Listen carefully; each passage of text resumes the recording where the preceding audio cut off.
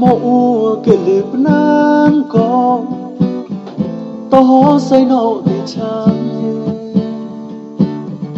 vì cái mong trong phòng hạ cao như tân nó có cả cao như lìa vì cái tầm mà chán gì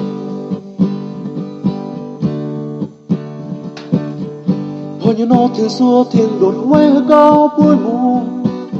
hạ cao mùa yêu mùa có ban na tất tay tiếng xua như mùa ba ma buồn có sẽ đại cha cao để lip na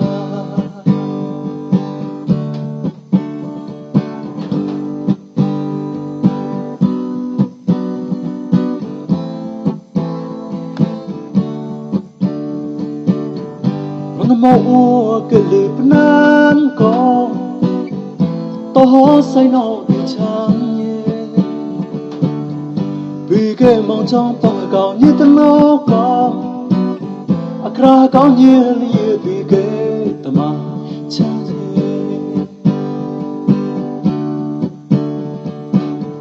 bao nhiêu nó tiếng đô thiên sổ huê cao bùi mù hạ cao mùa yêu mùa có ban na nhìn tiếng xua như mùa ba ma buồn có sẽ đại cha cao đến lip na tin niềm đua đời cao niềm đua kra chop chop al pati ma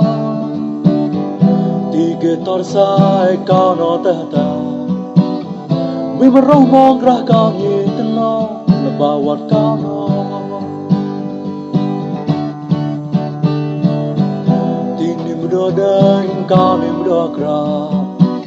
chop chop al pati ma ti ke tor sai cao nó ta ta mi mà rong mong ra cao như tân nó là bao quạt cao nó